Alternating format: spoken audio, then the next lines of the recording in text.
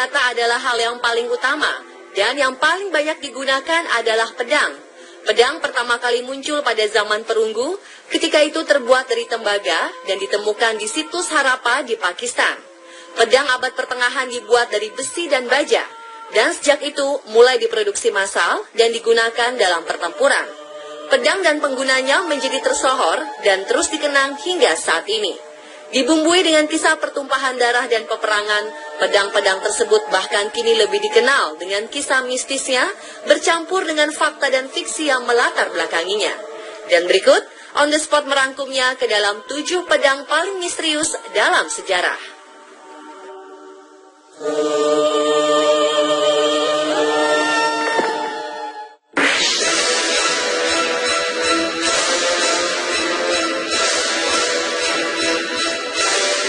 Di kalangan umat Islam, banyak yang menganggap pedang Zulfikar adalah pedang paling legendaris yang pernah ada. Asal-usul pedang ini sendiri seperti halnya legenda yang lain, yakni memiliki banyak versi. Ada yang menyatakan pedang Zulfikar adalah peninggalan dari Nabi Daud alaihissalam yang akhirnya jatuh ke tangan Nabi Muhammad SAW. Sementara ada pula yang menyatakan bahwa pedang ini didapat Rasulullah sebagai rampasan saat perang Badar. Namun yang pasti, pedang ini akhirnya diberikan oleh Nabi Muhammad SAW kepada Ali bin Abi Thalib karena ia merupakan salah satu prajurit Muslim terbaik kala itu. Dan di tangannya lah pedang ini menjelma menjadi senjata maut yang membuat ia ditakuti musuh-musuh Islam. Itulah sebabnya mengapa kemudian banyak pemeluk Islam memberi nama anak mereka dengan sebutan Zulfikar sebagai harapan agar putra mereka menjadi seorang yang kuat dan pemberani seperti Ali bin Abi Thalib dan pedangnya.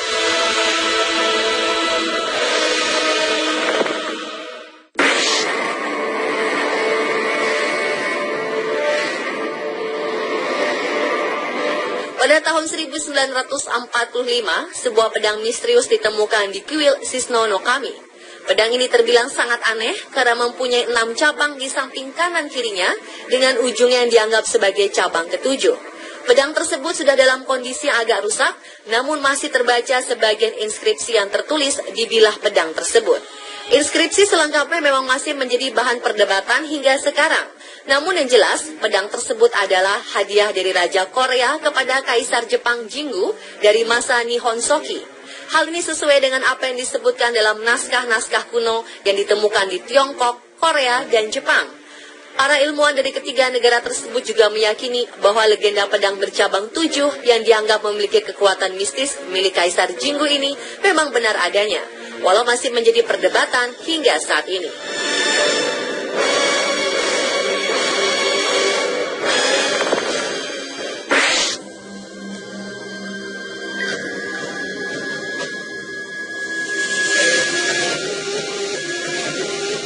Legenda menyebutkan bahwa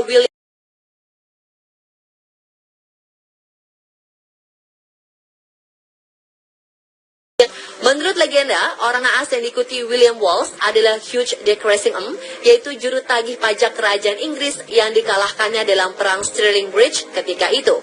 Dan setelah kematian Wallace, Raja James IV mengganti sarung padang Wallace dengan bahan lain seperti yang saat ini terlihat dan terpajang di dalam gedung National Wallace Monument. Namun muncul misteri yang belum terpecahkan hingga saat ini.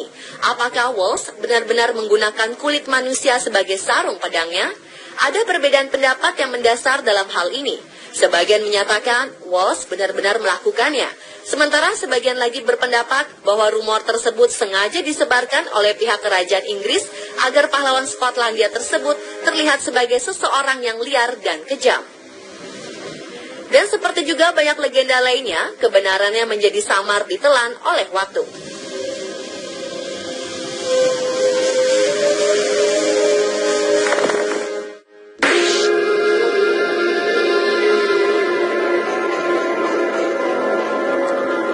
Legenda pedang yang menancap dalam batu seringkali dihubungkan dengan legenda King Arthur dari Inggris. Namun pedang yang satu ini tidak berada di Inggris, melainkan di Italia, tepatnya di Capo Montesiepi, Tuscany.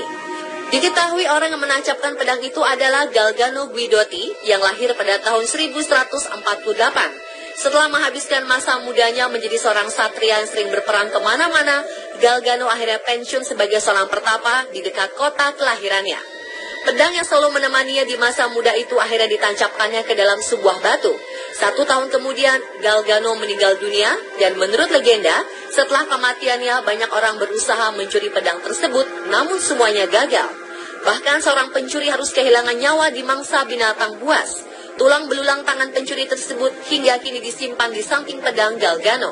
Legenda pun ketika itu menyebutkan bahwa suatu ketika Galgano didatangi oleh malaikat dan diminta untuk bertobat dan berhenti berbuat jahat.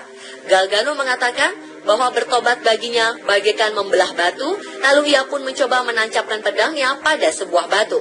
Tak disangka pedang tersebut tertancap dengan mudahnya ke dalam batu itu, dan sejak saat itulah Galgano bertobat. Hingga kini pedang tersebut masih terletak pada batu di mana Galgano tancapkan.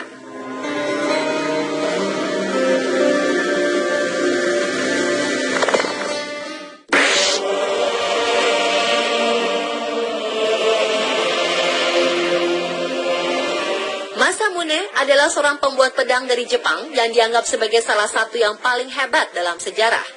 Ia hidup di antara tahun 1288 hingga 1328. Karya-karya Masamune pun telah melegenda hingga sekarang.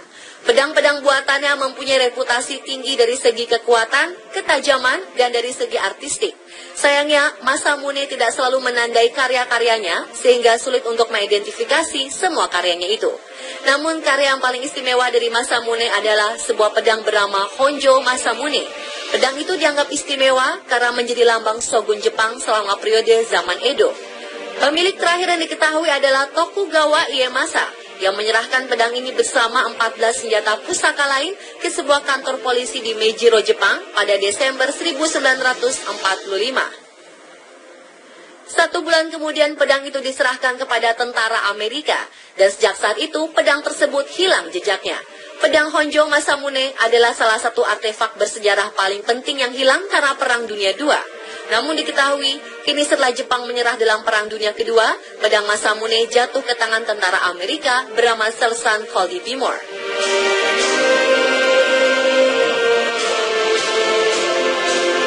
Tahun ditemukan tetap awet dan tak berkarat. Selengkapnya hanya di On The Spot.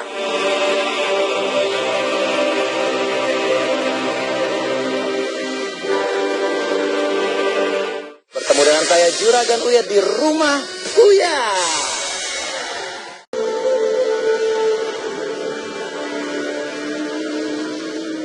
Pedang Gojien memang telah menjadi sebuah misteri. Pada tahun 1965, pedang legenda ini ditemukan di sebuah situs pemakaman kuno di Tiongkok. Dan saat itu para arkeolog memperkirakan umur pedang Gojien lebih dari 2000 tahun. Walaupun telah berusia 2000 tahun, pedang Gojien tetap awet dan tidak berkarat, bahkan masih terdapat noda darah pada ujungnya.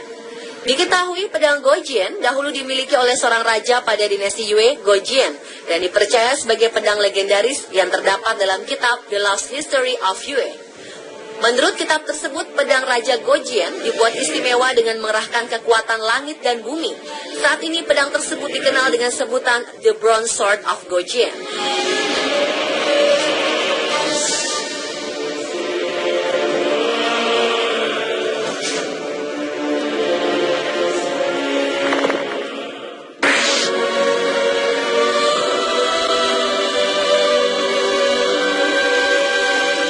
Menurut legenda di Jepang, Kusanagi no Tsurugi ini dipakai seorang dewa Susanoo ketika memotong ekor keempat dari Yamato no Orochi, yaitu seekor monster berbentuk naga berekor dan berkepala 8 yang kemudian dipersembahkan kepada Dewi Amaterasu. Dan menurut berbagai sumber, pedang ini disimpan rapat-rapat di Atsuta Shrine atau kuil Atsuta. Namun hingga saat ini belum ada orang di luar kuil kecuali kaisar yang pernah melihat pedang ini. Dalam anime fiksi, tak banyak yang membawa pedang Kusanagi no Tsurugi ke dalam ceritanya. Mungkin karena kurangnya informasi tentang pedang tersebut, sehingga bentuknya asli pun tak diketahui dengan pasti. Namun dalam cerita anime Naruto, diceritakan bahwa pedang Kusanagi no Tsurugi ini dimiliki oleh Orochimaru, seorang ninja sanin legendaris Konoha. Walau hanya sebatas dalam cerita fiksi anime, informasi mengenai pedang Kusanagi no Tsurugi ini masih belum ada kepastian yang sebenarnya, sehingga pedang Kusanagi no Tsurugi dijuluki sebagai pedang legendaris yang penuh misteri.